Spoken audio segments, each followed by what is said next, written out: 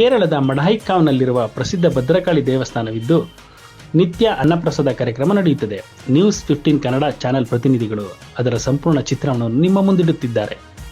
ಸುಮಾರು ಒಂದು ದಿನನಿತ್ಯ 2000ದಿಂದ 3000 ಜನ ಇಲ್ಲಿ ಪ್ರಸಾದಕ್ಕೆ ಬರ್ತಾರೆ. ಬನ್ನಿ ನಾವು ಕೇಳೋಣ, ಇಲ್ಲಿ ಪ್ರಸಾದ ವಿತರಣೆ ಮಾಡ್ತಾ ಇದ್ದಾರೆ ಅವ್ರು. ಬನ್ನಿ, ನಮ್ಮ ಪ್ರಸಾದ್ ಅಂತ ಅವರು.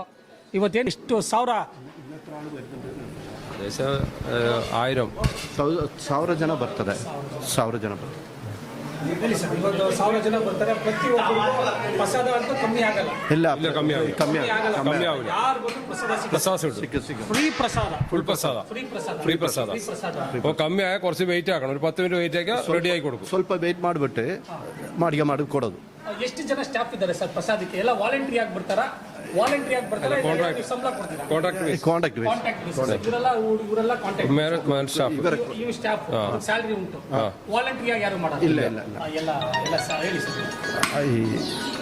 ಏನೇನು ಸರ್, ಏನೇನಿದೆ? ಅನ್ನ ಸಾಂಬಾರು, ಉಪ್ಪಿನಕಾಯಿ, ಬೇಳೆ ಸಾರು.